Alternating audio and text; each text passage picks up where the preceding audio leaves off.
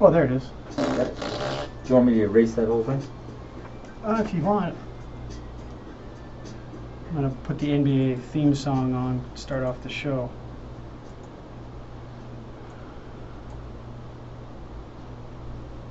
So everything but the NBA. All this? Take it all off except for the NBA. Where's NBA? It should be there. There it is, yeah. See the number 4, 14. Okay, so just take everything else off. Yeah.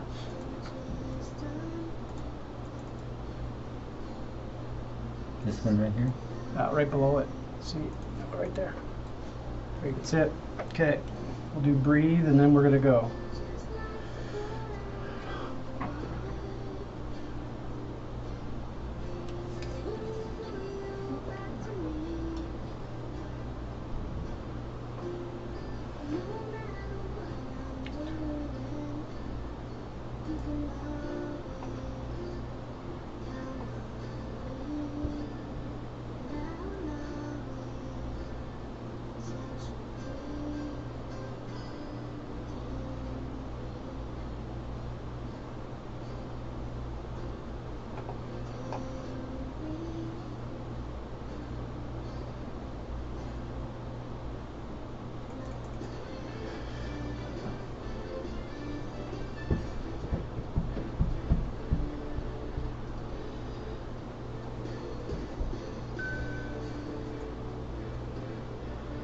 Well, good morning, everybody. This is KUHSdenver.com, and you're listening to 360 Performance Talk. I'm your host, Lowell Whiteman, and we have got a great show for you today. We're going to talk about where is the next Lebron coming from, or the Von Miller, or for that matter, the next Serena Williams. Where are they?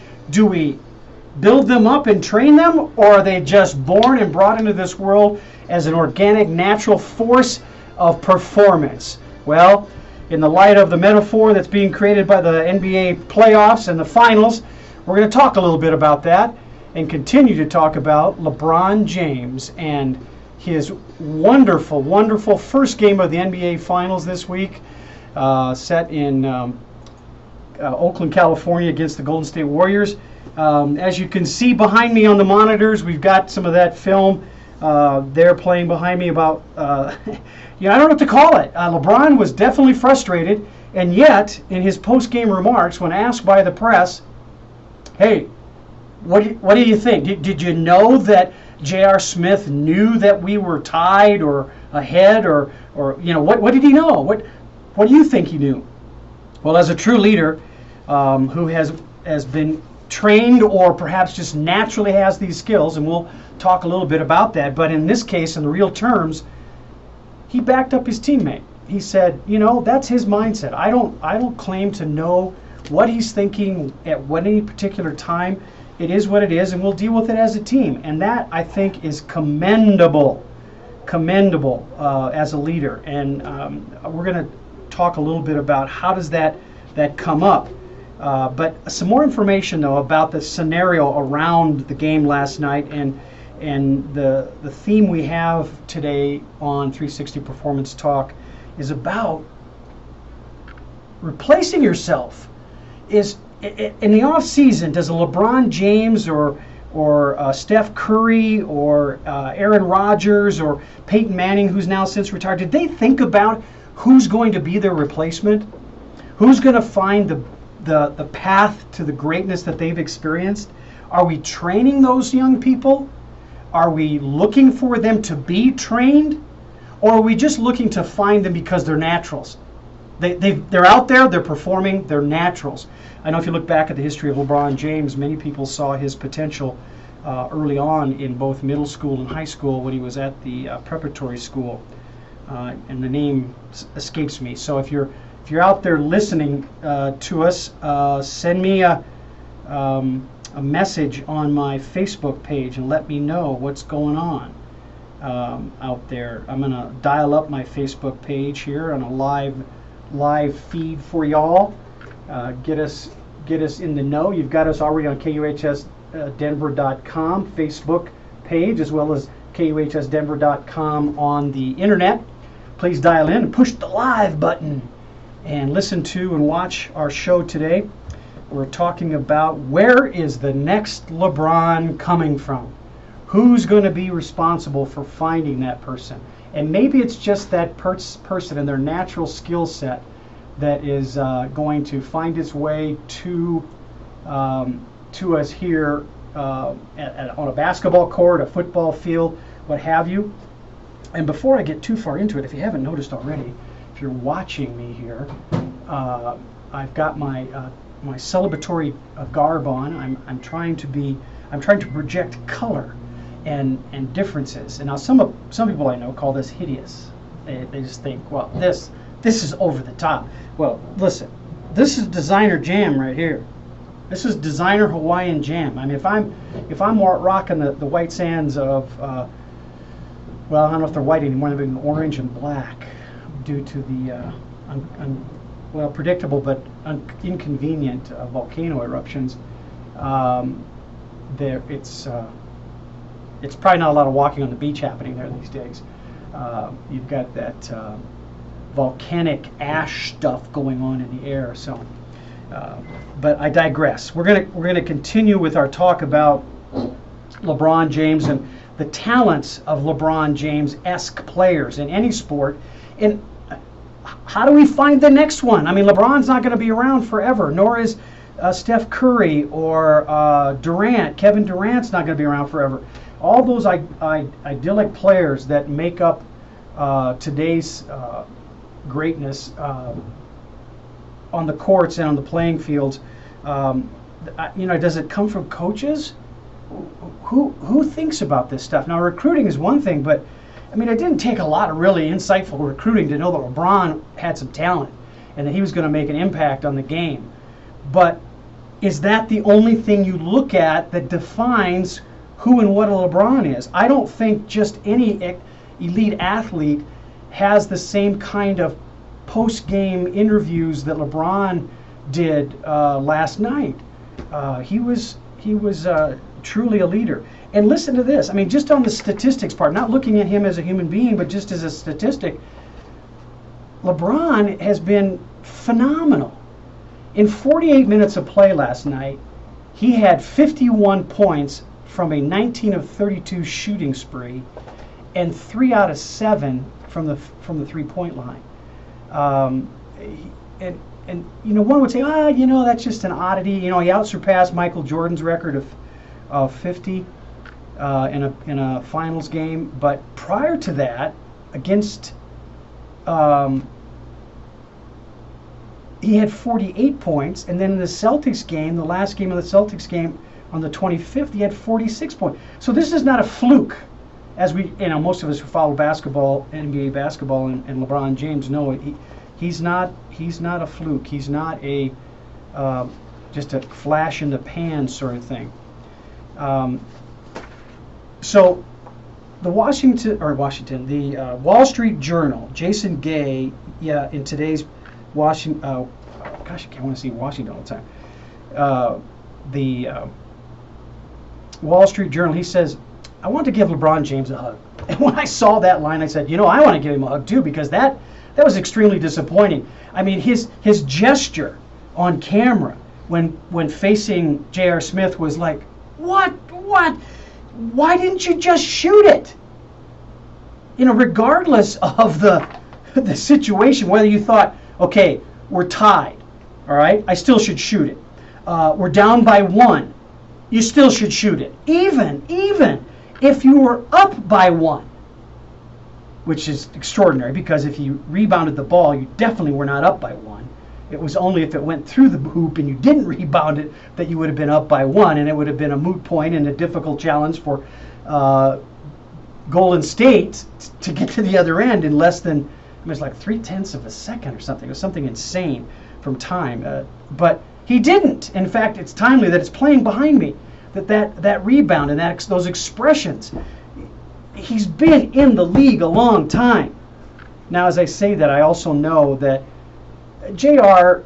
Smith is a well-respected and well-protected NBA professional by not only his teammates on the teams he's been on, but also by NBA players who know the game at the pro level, in the locker room, outside the locker room, in the hotels. They know him, and they know that he's probably hurting as much as anybody about the decisions he did not make, as more than the decisions he did make. He had the game-winning opportunity in his hands, and he didn't know to take it. So Jason Gay goes on to say in the Wall Street Journal, he says, "I want to invite him over for a bowl of soup. Let LeBron take a long nap on my couch, maybe have a beer, maybe have a few beers. I know he's a wine guy, but we have tequila here too." Now, I think that's the opening statement to his article that came out this morning in the Wall Street Journal, and I think it goes without saying, based on the tone of what he started to say, that even if you're not a Cleveland Cavaliers fan, you gotta kind of hurt for LeBron, and you want to give him a hug. I do, and I think because of that expression by fans of the game as well as the player, you're recognizing that that's a quality of those elite players that is trainable, but probably more experiential. The more experience a player like LeBron James has with these incidences and how he handles them makes him even more LeBron-esque. You know, when I look at this, I didn't want to exclusively stay at looking at LeBron. We've got, you know, look at baseball. You know, the pitcher or hitter scenario of the elite players. In football, it's typically offense versus defense, and typically focused in offense on the quarterback, and with defense, it's focused on a linebacker in many cases. In fact, the top 5 players, as looked at historically and as hopefully as more as human beings and not just as players, by the NFL press as well as fans. Here's the listing of the top 5. Number 1, can you guess? Guess who it is? Sure, you know who it is. It's a quarterback, and it's Tom Brady. The next one, to my point, is Von Miller, linebacker, Denver Broncos. And then it goes back into the other offensive skill positions, wide receiver Julio Jones, and then defensive end at the Raiders. Then it goes Antonio Brown, another wide receiver. And the last, number 5 of the top 5 is Khalil Mack, defensive end with the Raiders. So, you know, it seems like a good blend, offense, defense, but you can see that the experience level of the top 4 is pretty stout, and they've learned and done a lot of things to be considered elite athletes and ranked in the top 5 in their skill set. Now, NFL does some other things. They do some ranking by position, you know, wide receivers, D-backs, linebackers, quarterbacks, and so on, and you'll get a little different rating. I can't imagine that Brady's not on the top of that list for quarterbacks, or that Von Miller's not on the top of the list of all the NFL linebackers. By the way, good morning, Paul Young Jr. Coach says hello. Hope you're having a great day. Be safe this weekend. And you know what I mean by that. So going on to our first set, we talked a little bit about mindset, but last night LeBron James was tested on his control of his mindset and staying very positive. And the question I have for this, as it relates to where does the next LeBron come from, or where does the next Tom Brady come from? Controlling your emotions, the frustration that LeBron had to have felt last night, perhaps even on the edge of being angry. You have to ask yourself, what did he rise up from inside of himself to stay under control? Now, personally, in other parts of the game where he was obviously frustrated as well, on the call where they reversed the call from a offensive charge to a block by LeBron, a foul on LeBron in a shooting consequence foul, by the way. He was frustrated, but I watched the film, and I disagree with the announcers because they were giving LeBron credit for being in a good position, defensive position. I'm going, you know, guys, you got to square up. And as I just said good morning to Paul Young out there in Chicago, Paul was one of my guards. And you know what a charge looks like. You know what it feels like. And it certainly didn't look like what LeBron James did last night. His right leg was sliding in. He wasn't straight up and good bridged position in front of Kevin Durant. He was moving, plain and simple. He was outside the circle, the no-go zone, but it was a hold, or not. It was not a charge. It was a block, in my opinion. And I'm sure I'll get disagreement from people who are far more public than I am on the airwaves about that. But that kind of behavior and demanding of satisfaction from the officials by LeBron James is one of the chinks in his and anybody else's armor. For me, the LeBron attitude, or better yet, Michael Jordan attitude, because I don't recall in all the times I watched Michael Jordan play, did he get demonstrative, really animated in his frustration with officials. Now, he may say stuff. In fact, I know he says stuff because I've been at games where I was close enough to hear it. But typically it was his known for trash talking. Now, is that part of the personality you want to have present in the person that would replace LeBron James, that would replace, as I think LeBron replaced Michael? Apparently, LeBron didn't learn much. As I'm talking, we're seeing the gestures by LeBron in the background there towards the situation that happened on the foul shot that was rebounded by J.R. Smith. Is controlling his emotions. I believe Michael Jordan controlled his emotions really, really well as a player. A couple others, and historically, many of you may not know who Jerry West is, and Jerry West just turned 80 recently, and he's with LA. But Jerry was very, very calm, very composed, mature leader on the floor, which I'm sure contributed to his shooting skills. People like Bob Cousy. Another one that really, Wes Unseld was one that was just did the job, journeyman, but journeyman at a very high level. And then you look at a Peyton Manning. I mean, I think most of the demonstrative, really animated things that you saw from a Peyton Manning on the field was more towards his teammates, bringing them back to huddle. Come on, let's go. Let's get our focus back here. Next play, in this moment. Stay in the now. Stay right now in what we're doing. Now, as I talk about that, I want to come back to my shirt again. One, because I like my shirt. But the colors represent to me, and this is one of the reasons I wore it today, is the colors, it's busy. You look at it, you go, whoa, and you pay attention to all the different colors, and as some people have said to me, the hideous shapes. I just love this shirt. Some because it gets a reaction out of other people.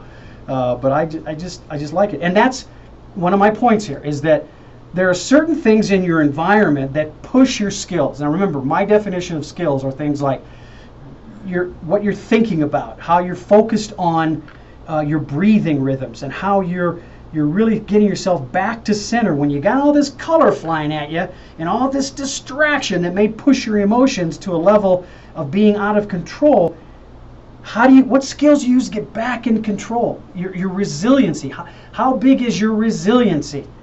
So that's the bridge I'm making now as we move from our first segment on mindset and the controlling components, that we look at where are those next players coming from?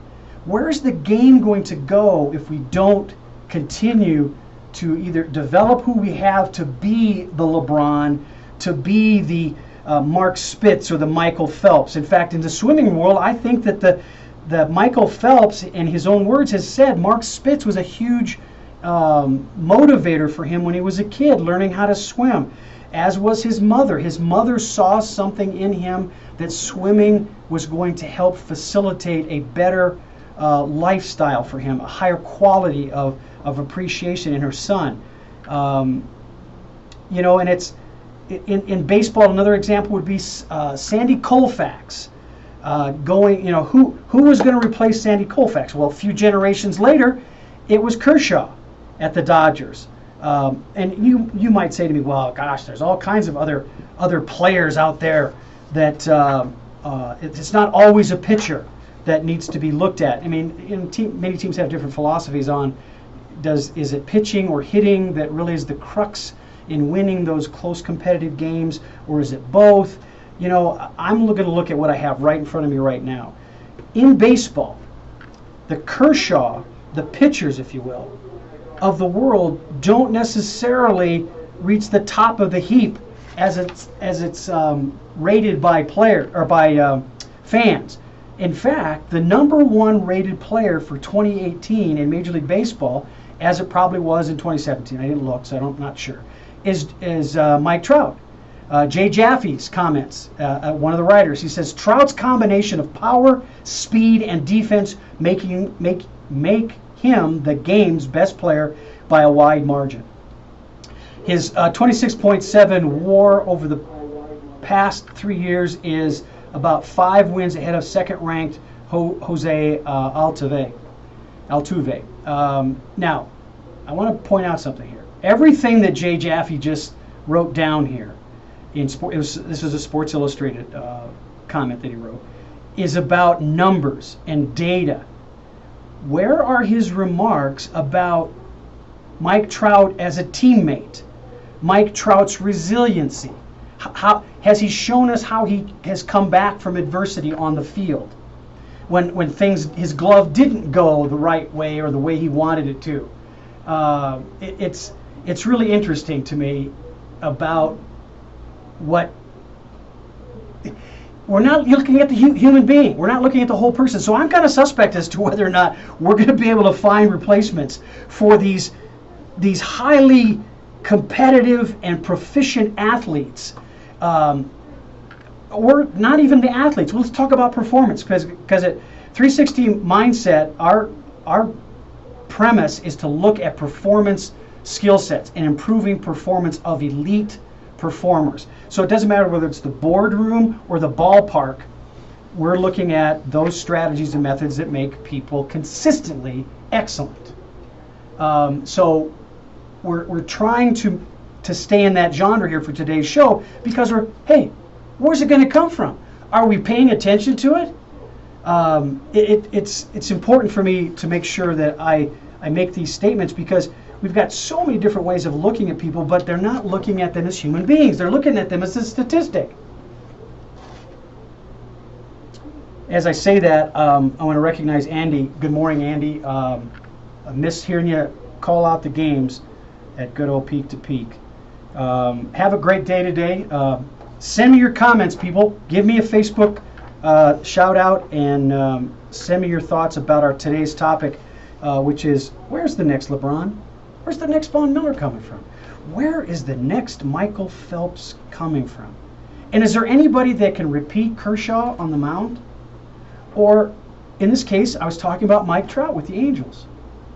But is Mike Trout, do we know, do the writers that evaluate the game in any sport, are they evaluating the human being, the intangibles and traits that complete the definition of who are you?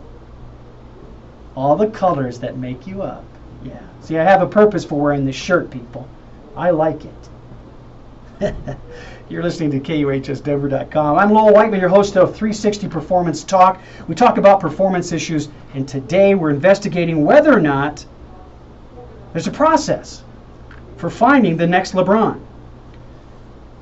And is there a process for finding the next Spieth or Fowler? Sounds like birds. No, it's golfers. And or the next McIlroy.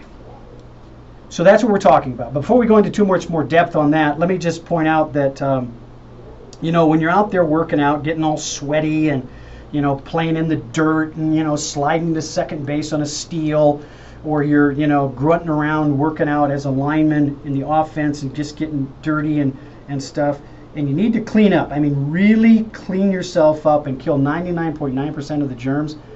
Get a hold of Germ Block, which is an AV care product that is alcohol-free, which means, for me in particular, cracked knuckles, cracked cuticles, bleeding hands, that kind of stuff. Hasn't gotten that bad, but great lotion product.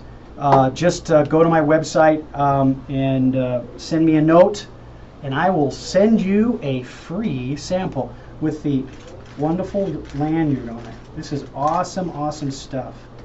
In the next few weeks, we're going to have some great insights on healthcare and nutrition. We're going to do a show on that. Nikki's going to come back. Nikki Burnett is going to come back to the show and talk a little bit about that.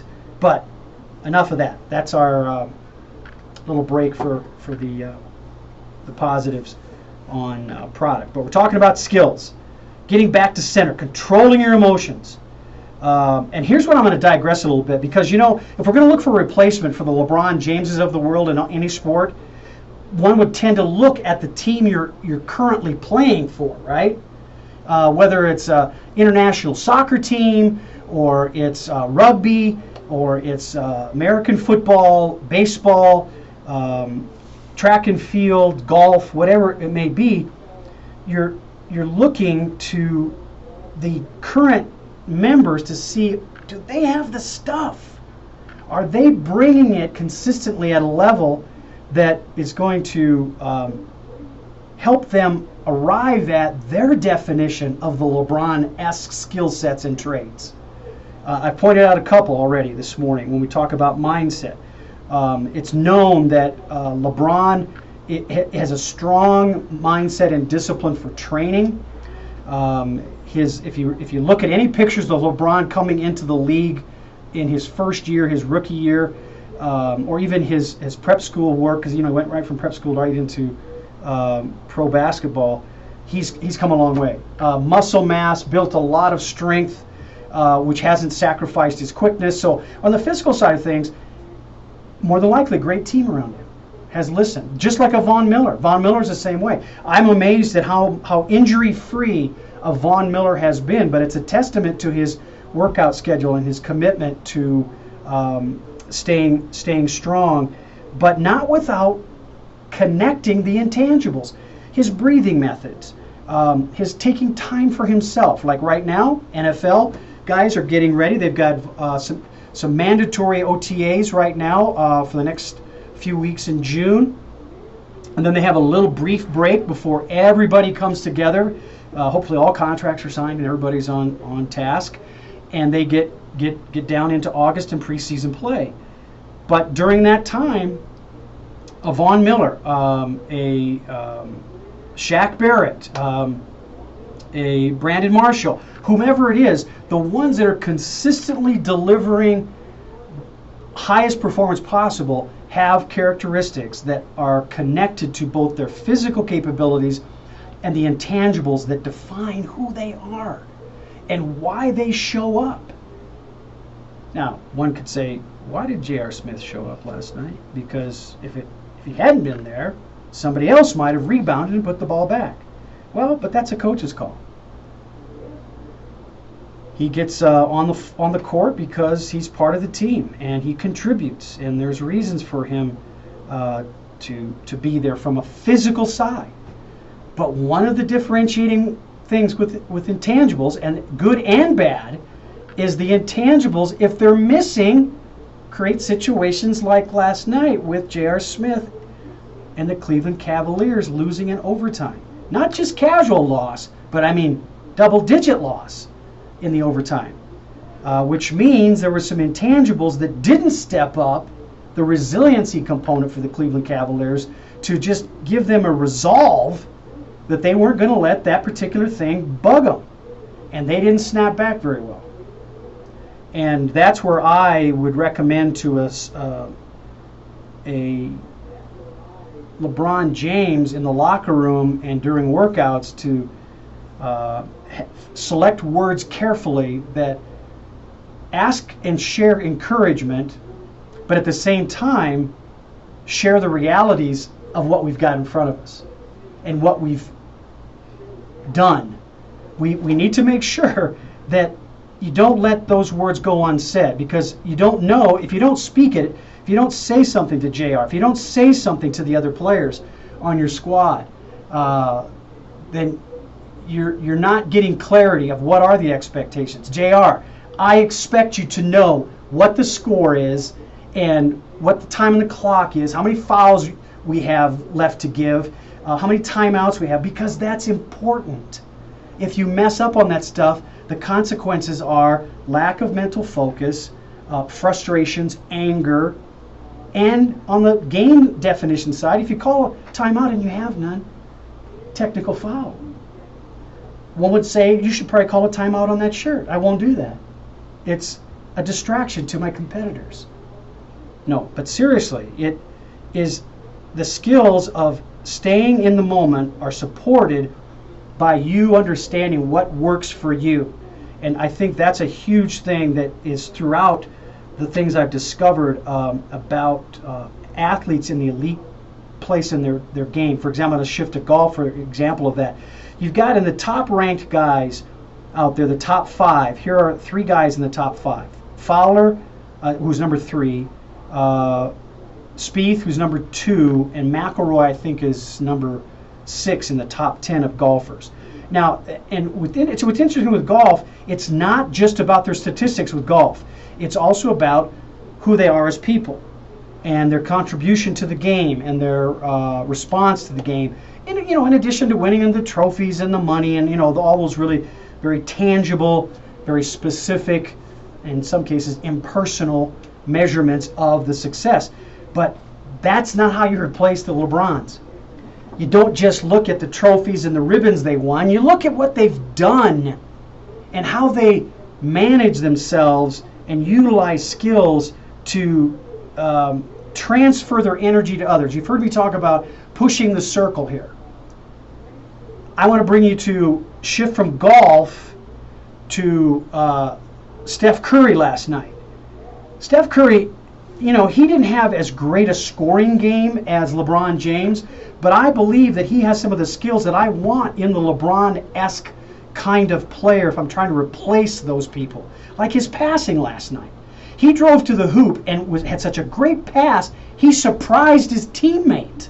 He surprised Livingston with the pass, and right after that, when Livingston made the little jump shot, the 12-foot jump shot, Cleveland called a timeout, and Livingston and Curry had a little laugh with each other. Like, so, you saw the ball coming, I surprised you, didn't I?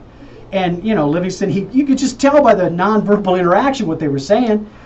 But that's that intangible that is brought forth by coaches, players, and the player themselves having such an anchored understanding of not only their own skill set and being able to make that no-look flip pass behind him, to know that Livingston was there. Now, Livingston admittedly didn't cleanly catch it because he was a bit surprised, but he gathered himself, took it in, and scored.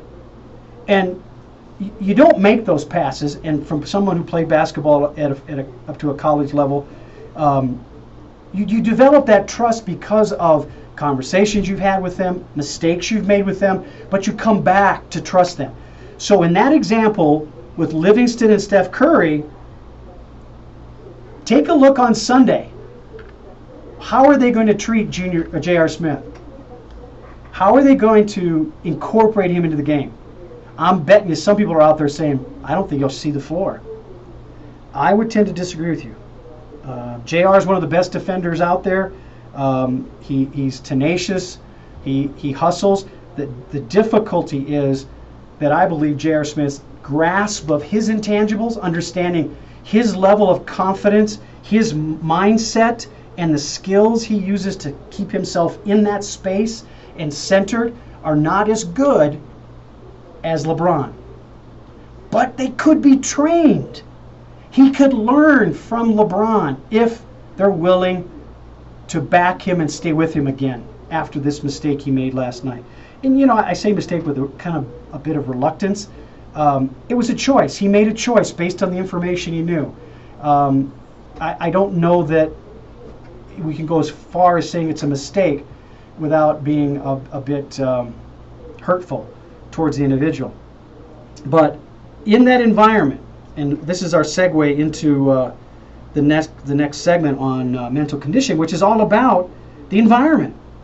And we're going to add another athlete here about our theme, in regards to our theme, is where is the next LeBron? Do we train the next LeBron, or are they just born and they're just natural? That's an organic evolution and development of them. And if we get another one, it'll be a great surprise. We don't know when it'll happen. I tend to disagree with that. I think there's natural physical skills that are part of who a LeBron James is, who a Mark Spitz is, a Michael Phelps, a Fowler, a Spieth, a McIlroy.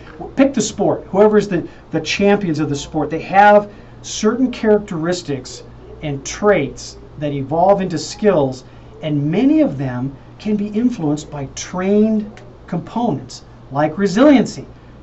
I know, because I do this routinely, we can train how to be more resilient by putting people into situations, in environments that push them and challenge them.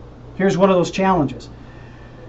Recently at the French Open, which is a clay court tennis match, Serena Williams is there with her sister. Now, her sister in singles went out in the first round. Now remember, Serena, the Women's Tennis Association, she's not ranked number 1 or even in the top 10. She came in after the layoff from her birth of her daughter, and the time she took off of tennis. She's not ranked very high. She's ranked according to whatever the rules are with the tennis association. And Serena didn't grouse about that. That is what it is. That's the way it's been handled with other women who have gone on maternity leave and done their thing. So that means Serena's got new environments that she's never had before. Now, given that she's got a mom and sisters and female friends that have kids, she's probably got a lot of input about what kind of outfits and diapers and lotions and powders and all that stuff that goes on with raising a child. But when you add in the other components that created these new environments, being a mom, well, before she was a mom, she was a wife, professional tennis player who's pregnant. That's another environment. And then when she was delivering, she had complications due to the delivery. Her baby was fine, but she wasn't. And so that created a whole new setting. She's never been that way before. Very rarely, I'm imagining, outside of sleeping, was she ever held to being in bed and having to recover from something. Well, now she was, and she had to get through that. And some of that emotional stressors stick with you, and you don't evolve out of that very quickly. So she had to move through that. So her mental conditioning in these different environments, I'm sure, have impacted her. Well, now she's moving forward. She's in her first match since her birth of her child. So now she is a mom, and she's managing that. And she loves her daughter. Well, of course she does. But she wants her around her all the time. And she's a businesswoman as well as a professional tennis player. So in the tournament, she's in this just striking body-fitting outfit, a onesie for tennis, almost like a Catwoman suit, but extremely well designed and striking. And that's all part of the environment. So she's transitioning from wife, mom, clothing designer to now back on the court at a breakneck speeds. So if you're a Serena Williams, and I want to replace a Serena Williams, not saying you're going to get clothing lines and have a baby at certain times and you have to manage that, but your ability to do that, those are skill sets in environments that challenge you, that give you a huge practice field for managing your emotions. Serena has only come out slightly about the emotions she felt through the pregnancy, after the pregnancy, through recovery, and then as she's raising her baby girl, the things that she's facing. I hesitate to call it postpartum because I don't know that that's postpartum is like ADD and ADHD to me. I mean, it's there, it exists, it's a real thing. And don't get me wrong, it's absolutely real. But there's degrees, and every woman has varying degrees of influence of that particular reality. And Serena has implied that she's part of that. She's been part of that environment that's created that situation for her.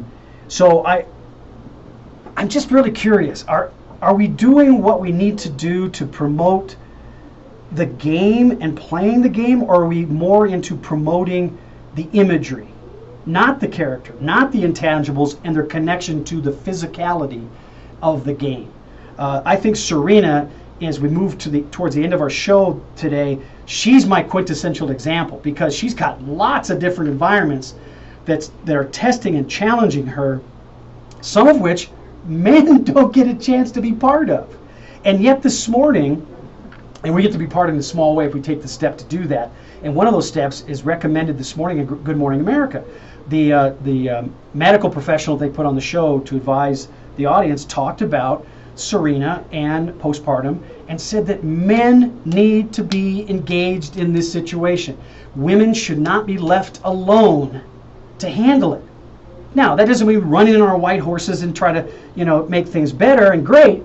It means we listen. It means we pay attention to the environment, our mental condition, in supporting the mental condition of our spouse, of our significant other. In this case, Serena's husband. They've been on camera and talked about their team approach to raising their daughter. And that's going to go a long way in supporting Serena and her effort towards regaining her position in the rankings as a professional tennis player worldwide. Now, as we get to the last segment of the show in a few minutes, I want to emphasize that we're talking about performance development so that we have an understanding of, is it just a natural thing that a LeBron James comes around, or a Serena Williams, or a Michael Phelps, or in the golfing world, the Fowler, Spieth, McIlroy tandems. Golf has got the largest, in my opinion, the largest elite golfers. There's not much distance that separates each of the top 10 from the standpoint of using dollars and tournaments won. My differentiation for any athlete is the complete person model. What is the complete person model that you want in the athlete profile that's going to replace the LeBron Jameses of the world? And as I said, I think Serena Williams is, well, today it's my show-ending example of the intangibles and the connection of those intangibles to the physicality and the strength of the athlete. Now, one of the things about Serena that's interesting, and in the background you see Serena talking about the French Open, and by the way, remember that's on clay court, so that's an even more challenging environment for tennis players, but maybe beneficial to Serena because the court slows down, slows the ball down, and you get a little bit better chance of recovering. So it should be a great event for both Venus and Serena, because they're going to be both. They're in the doubles again. In fact, they advanced to the third round of the French Open in doubles today. Well, it's a little time difference, so they're already done with it. And then let's see here. Yeah, I really surprised. Here's another interesting fact for us to remember about the Serena Williams. Who's going to replace the Serena Williams? Her baby was born last September, so she's just at that point where, doctors, midwives, whatever, they may disagree on the amount of time before you have elongated separations from your child. I'm not so sure Serena has that long a separation from her child. She probably brings her with her as much as she can. So one of the quotes from another, the replacement. How do you replace a Chrissy Everett? I think we have over the years. But here's something she said about Serena. Chris Everett, who herself has called you a phenomenon that once every 100 years comes around. So she thinks very highly of Serena. Imagine that you're the player John McEnroe recently described as the greatest player, I think, that ever lived. So from a tennis perspective, both the male and female representatives of the past And John McEnroe, as much as you might have a dislike about his demeanor on and off the court in between the shots, there was no question he's a contender and was a contender and knows the game very, very well. And so I think his remarks are genuine, as are Chrissy Everett's. But again, it's that environment you put yourself in as another evaluator of how do we train the next LeBrons? How do we train the next elite player? Who are they going to be? And if they have the skill sets on the physical side, what are we doing to train them in the intangibles, those traits and skills that are gonna unleash those physical attributes that make them great? Here's an example of that. When you're in an environment, like the other day I was watching a Colorado Rockies game, and the pitcher on the mound, he wasn't a closer, he was like the 6th inning. He came in, so he's going to pitch probably the 6th, 7th, and maybe the 8th if they needed him, and before they brought in a closer. But every pitch that I saw him take, when they got a close-up on him, he was, that's my audio sound from me breathing in really loud. But in the pictures, he was raising his shoulders up. You could tell he's breathing through his mouth and then relaxing his shoulders. That is physically not optimal, because you're changing your spine, you're changing your center, you're not staying focused on hips over toes, torso sunk into the hips, so you've got everything centered so that you can engage those muscles in a very fluid and powerful way. Breathing in through your nose and out through your mouth keeps the shoulders down. You don't rise up the spine and shrink it back down. You keep everything in its center. And every pitch I could predict whether he was going to hit the zone or not, regardless of what he was throwing. And it's that kind of understanding of your environment and where you're in, what are you doing in that environment. The same thing with foul shooters. When you watch the NBA playoffs on Sunday and there's a foul shot, watch the players, and I can tell you when a player is going to miss a foul shot or make a foul shot based on the way they have set themselves up at the line. And many of them, they're not rising to the full top of their shot stroke and then releasing at the end, and that would correspond to a exhale of your breath at the end, making you more relaxed because of that breathing process. So I predicted last night, I think I only missed one time that LeBron missed a shot that I didn't have it right on the foul line. And he's not one of the better foul shooters. He's been pretty good lately, but Kevin Durant, for example, I called 2 out of the 3 that he missed when they were playing Houston. He had like a streak of 40 something, and he missed. Now what does this have to do with today's topic? Well, these are things that if I was looking for who's going to replace LeBron James, who was going to replace Kevin Durant or Steph Curry or anybody, I'm going to look at those little details of how they prepare themselves in moments of essential delivery of results. Like a foul shot. It's a free throw. A foul shot. You got fouled, you get a free shot. Clock isn't running. As a coach, that was premier. Attack the basket, get fouled, make your foul shot. Because that's double help for us. Clock's not running, and we score points. Great stuff. Always had my guards do exactly that, as much as we could. Well, that's part of being aware of your environment so that you can take advantage of that. Seth Curry did a great job of that last night. I mentioned his passing, but that represents some of the intangibles, some of those feelings that you have that you've validated through practice, and maybe the practice was just horsing around. Maybe that behind the back pass to Livingston was just something they just goofed around with in practice, and then he had a chance to play it off, and he was hoping that Livingston was in the right spot, and he was, and he caught the pass and scored. So that's a good thing, right?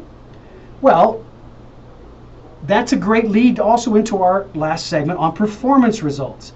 Remember, performance results is not a result like scoring or winning a prize or getting a trophy. It's about process, steps, in the moment. So a process, again, I don't beat it up too badly, but Steph Curry in that pass to Livingston, that was a process. He says, I want to get this, I'm going to cross.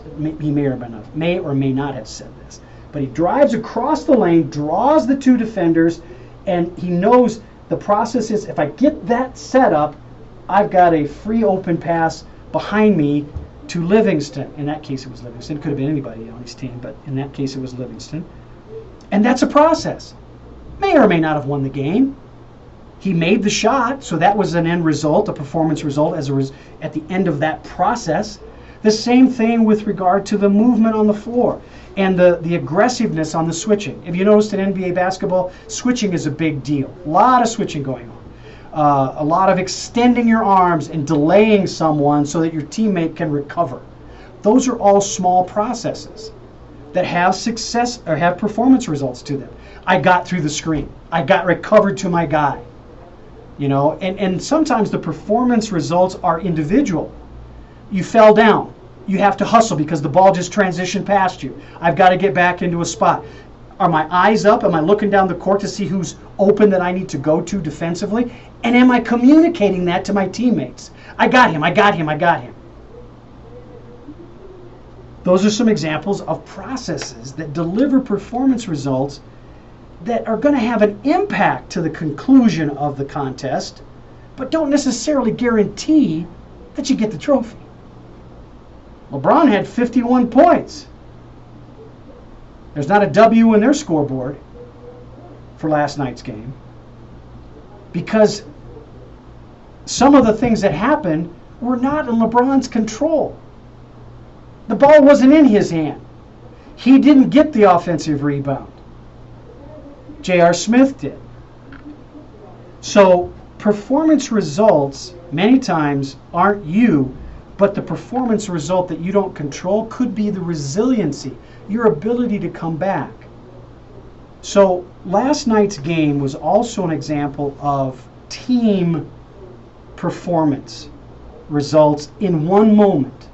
That one moment when the rebound was made, time expired, with going into overtime, and in that whole transition we had a player ejected after that in the overtime because the frustration was there, which was an example of the distraction that last few seconds of the regulation game created with the Cleveland Cavaliers extended into the overtime.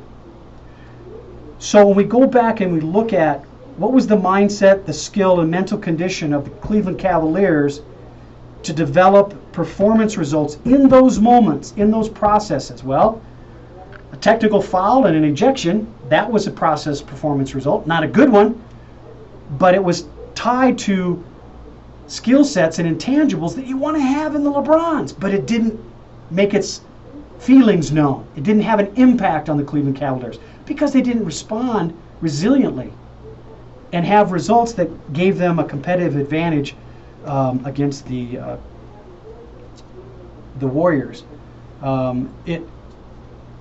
It's my life, man. I love watching the puzzle pieces be created, and the J.R. Smith puzzle pieces were an integral part to what happened. Now, some will say, "Look, what about the offensive foul that got changed to a blocking foul by LeBron instead of on Golden State?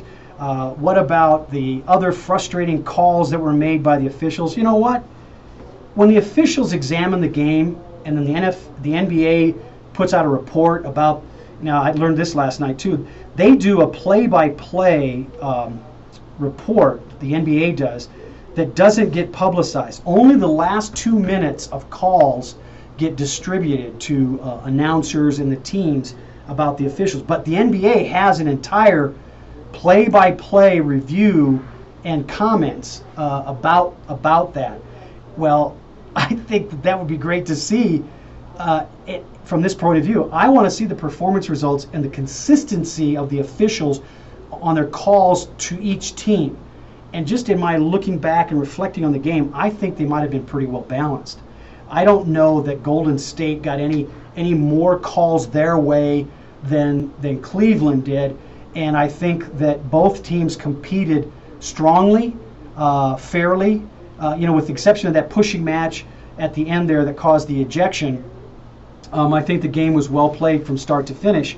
The one moments, and that's what's one of the learning experiences with regard to the performance results area, is the process that went on in a very small amount of time impacted the game dramatically on the scoreboard. It was a very interesting game. So today is about, where's the next LeBron coming from? Where's the next Von Miller coming from? Do we have another Peyton Manning out there somewhere? And I don't want to ignore his brother, but they're two different people.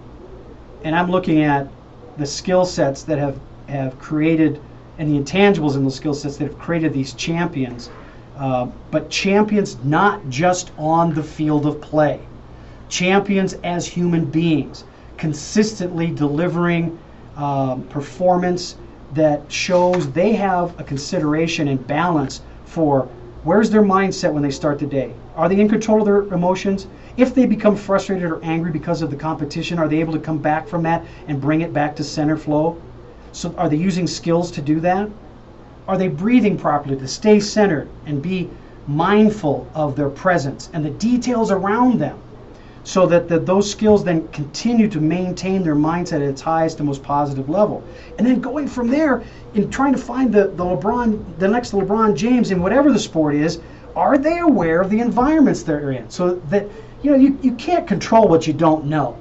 But if you know it, or you've played in that arena before, you should be able to anticipate more effectively the impacts of that arena. Now, we mentioned Serena Williams. She has a lot of different environments coming at her now that she hasn't had in the past. There's still lots of learning, but as an athlete, she's coming at those new learning experiences in those different environments. Different environment as a mom, different environment because she's a mom as a wife. And she's a business owner and a creative force in that business, as well as being a professional tennis player. Boy, that's a challenge. I'm going to watch how she works in and maneuvers those different environments, and be very excited to see her succeed with that.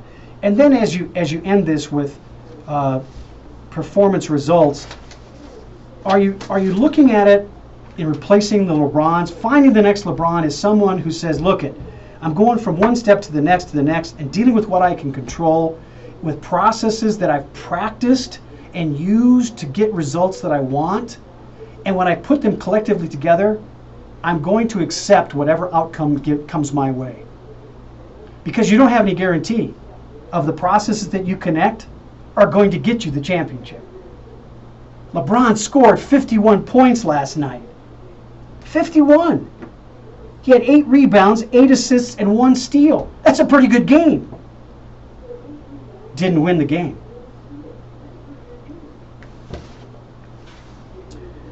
This is Lowell Whiteman, your host of 360 Performance Talk. You're listening to us on the wonderful and dynamic KUHSdenver.com. Please tune in every Friday at 11 a.m. Mountain Standard Time and listen to what we have to say about performance. It's all about performance.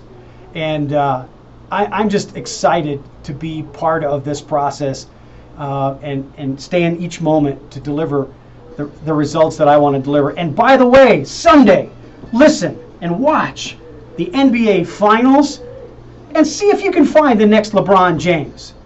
Is it somebody there that has the qualities, both intangible and tangible, physically and on the mental side, that brings it together to make it a great, great participant in any game you play? This is Lowell Whiteman, your host of 360 Performance Talk on KUHSdenver.com. Have a great day today.